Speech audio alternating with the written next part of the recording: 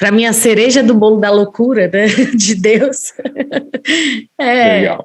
Enfim, tem a cruz, claro, né, mas assim, como a continuidade da cruz é a Eucaristia.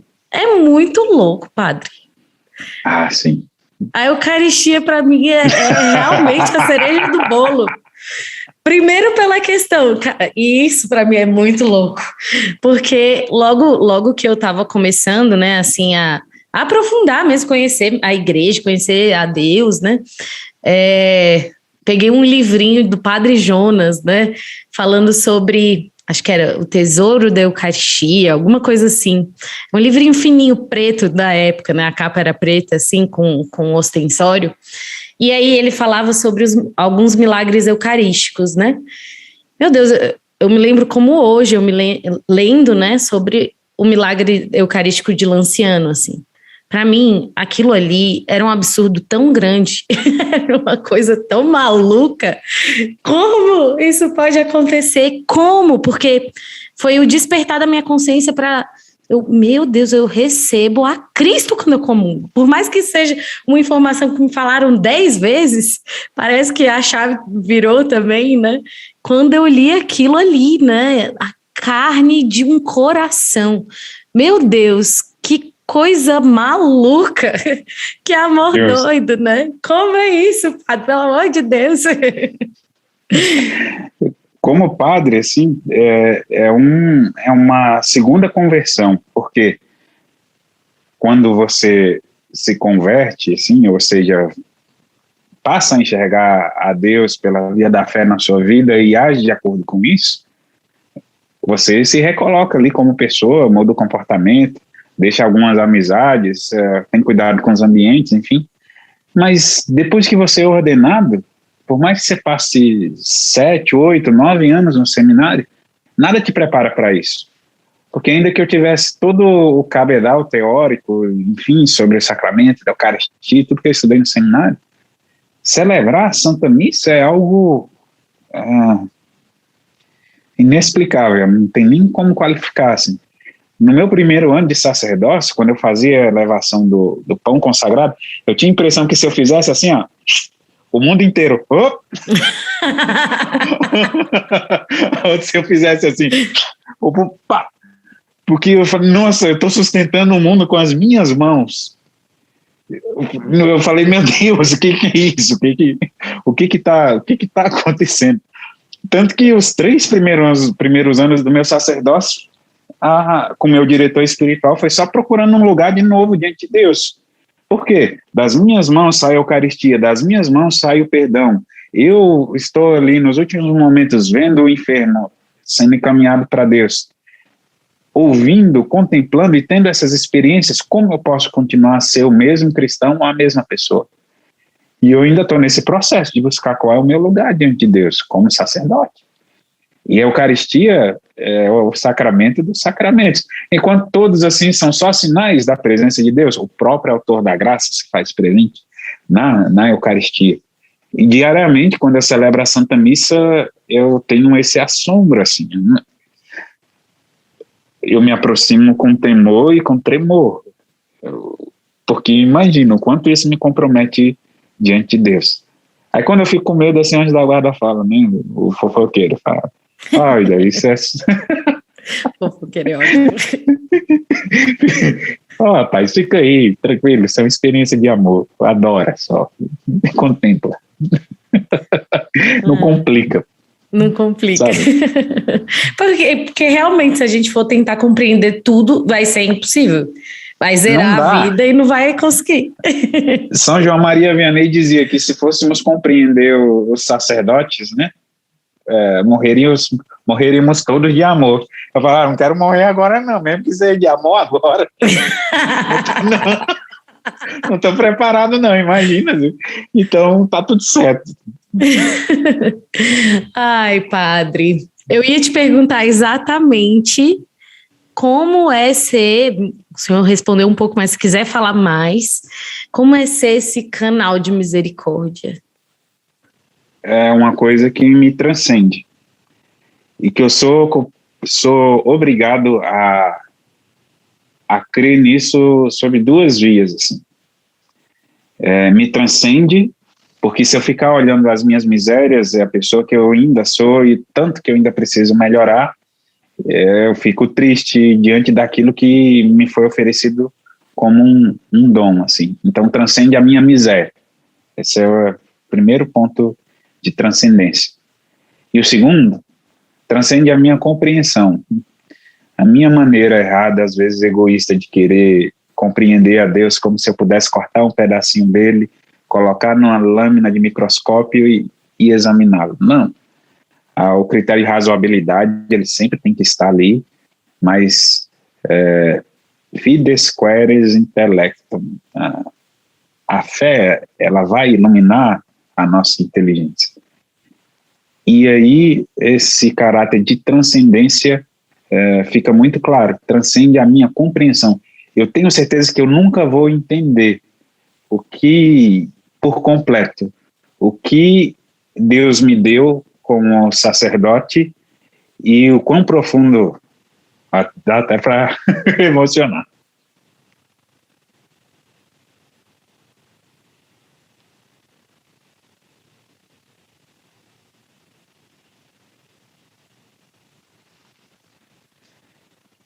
E o quão profunda é essa realidade, assim. Então, esses dois elementos de transcendência, transcende o pecado e transcende a compreensão. Assim. Eu sou apaixonado por Cristo nesse sentido, assim. E ele me mostra muito por meio do sacerdote, do exercício do sacerdócio, assim. Eu nunca fui uma alma, assim, de consolações, de demonstrações, assim. Eu acho que a última consolação que eu tive foi em 2003, quando eu estava me convertendo, porque era necessário isso. Mas a partir do momento em que Deus me deu a graça de me ordenar padre, assim, não tem como eu estar diante de um penitente ou de um dirigido espiritual e literalmente não enxergar nosso Senhor Jesus Cristo nele. Estar diante da Eucaristia, nas minhas mãos, na Santa Missa, e ser indiferente àquilo que eu estou celebrando.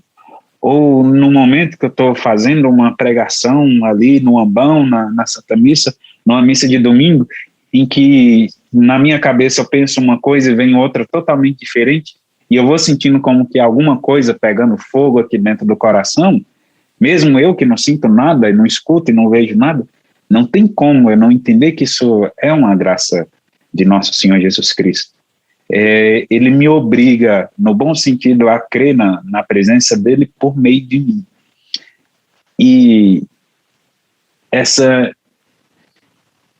associação permanente entre a pessoa do sacerdócio e a pessoa de Cristo, para mim é uma fonte de consolação imensa, porque nunca mais eu me senti sozinho.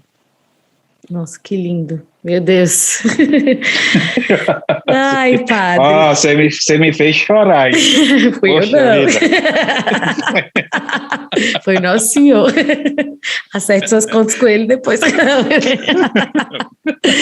Eu vou chorar no negócio gravado aqui, pelo amor de Deus. Não tem problema, padre. Tanta hora para me chorar. Mas tá bom, tá certo, faz parte. Mas é o transbordamento, real. É o transbordamento dessa misericórdia, padre. É verdade. Enquanto o senhor falava, eu acho que vieram algumas coisas aqui na minha cabeça de desejar aprofundar, assim. E uma delas, quando o senhor falava sobre a questão do ver Cristo naqueles dirigidos, né, que o senhor acompanha, na confissão, ver a Cristo neles, né, e isso é muito profundo e eu acredito que talvez seja uma das coisas que a gente mais seja tentado mesmo, né, nas nossas relações. Como é difícil às vezes, talvez no confessionário, na direção, não sei se é mais fácil, mas nas nossas relações de amizade, com os nossos pais, né, com os mais próximos a nós, enxergar esse Cristo que habita aquela pessoa e que às vezes está tão desconfigurada pelo pecado, né, e não só pelo pecado, mas na verdade, é que às vezes o pecado nem é tanto daquele que está sendo visto, né? Mas é o pecado daqueles que está vendo. Mas, enfim, existe algum segredo, né? Para que o nosso olhar seja purificado, ou até mesmo que desperte mesmo, né, a nossa consciência, assim, ao nos relacionar com os nossos amigos, com os nossos parentes, de enxergar esse Cristo, né, que habita o outro. Dizia Emmanuel Levinas, né, um personalista, ele dizia que o outro nos revela uma pequena rachadura que se abre para a eternidade. Bonito, isso é muito forte. Para que nós possamos sempre dispor da presença de Cristo nas pessoas que nós encontramos, é necessário que sempre resguardemos o critério da sobrenaturalidade. É fazer do espectro que compreende todas essas relações, as pessoas com quem você convive, a sua família, as pessoas que as atividades pastorais te fazem encontrar, essa certeza de que aquilo é uma experiência sobrenatural e que não importa quem ela seja, de onde venha, o que ela está afirmando ou o que ela nos traga consigo, é Cristo ali. Assim como, por exemplo, alguém que está precisando de um prato de comida ou de uma roupa que está ali suja e maltrapilho, que tem uma imagem diferente da de Cristo, porque o mundo lhe deu aquela imagem, e é mais fácil de perceber essa imagem ruim por causa que é mais exterior. Assim, alguém na confissão, apesar de estar bem vestido e etc., tem todas aquelas marcas, aquele discurso, aquela maneira de se portar, aquele passado, mas foi porque o mundo ofereceu isso. A gente tem que, assim como somos capazes de transcender a imagem de um mendigo e enxergar nele a Cristo, mas também devemos olhar para um penitente e transcender o seu pecado, a sua dificuldade, e enxergar a pessoa de Cristo ali. Porque no dia que eu deixar de abrir mão da certeza da pessoa de Cristo naqueles que eu atendo, eu penso que eu perdi o meu propósito de ser padre. Porque é a Cristo que eu sirvo neles, e a Cristo que eu amo, e com loucura. Com loucura, é mesmo. Padre, aí a outra pergunta, né, enquanto o senhor estava falando, enfim, acredito que muitos dos que escutam parábolas são pessoas que ainda não têm o seu estado de vida definido, né, e como foi lindo o senhor falando sobre o sacerdócio, assim.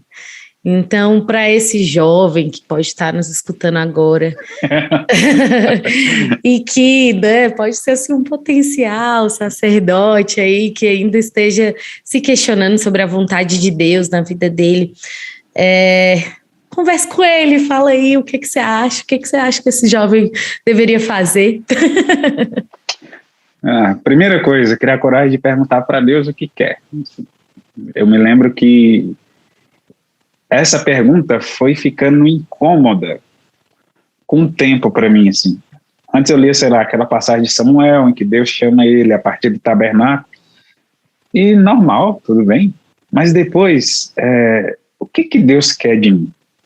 Um sinal de vocação é inquietação. Santo Agostinho dizia que a nossa alma permanece inquieta até encontrar Cristo e nele descansar. Santo Agostinho quer alguma coisa comigo hoje, eu vou ter que rezar para ele. Começar a novena de Santo Agostinho agora. Eu acho que sim, não sei. Esse é fofoqueiro. Né? E aí, primeiro perguntar para Deus o que ele quer. E depois, entender que por mais que possa ser exigente, a nossa vocação primordial é a vocação ao batismo. Então nós devemos cuidar de redescobrir o nosso batismo, de nos deleitarmos no fato de que somos filhos de Deus e examinar cada um dos desdobramentos dessa condição excelente, essa augusta condição que nos foi conquistada por Cristo, por um preço alto na sua cruz.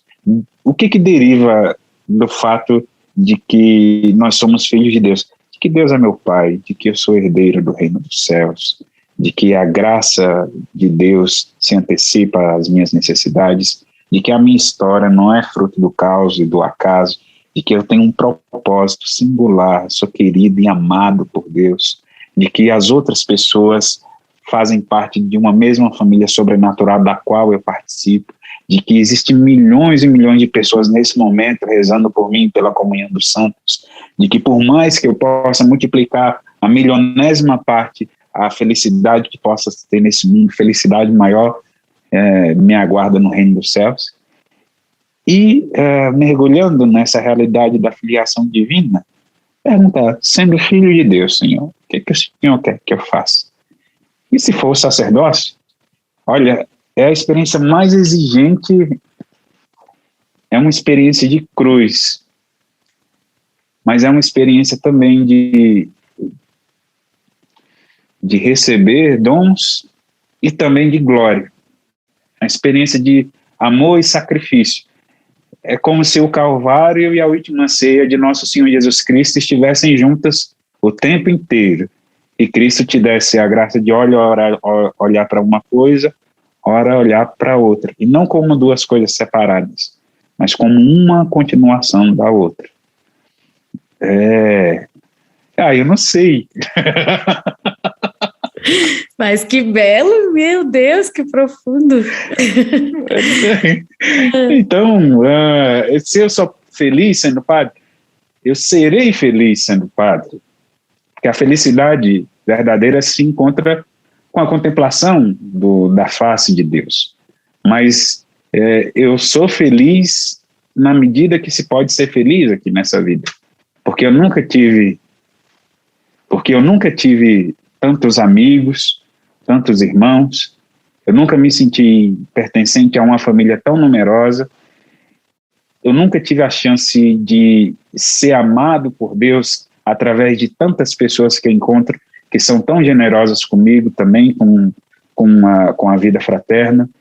Eu nunca tive, antes de ser padre, a chance de ter objetivos tão excelentes na minha vida, e de pensar qualquer coisa que não fosse além de mim mesmo. Então, mudou a minha vida, e para muito melhor. E eu só estou começando. E eu tenho muita esperança no futuro. Esse já, mas não ainda, né? Assim, Justo.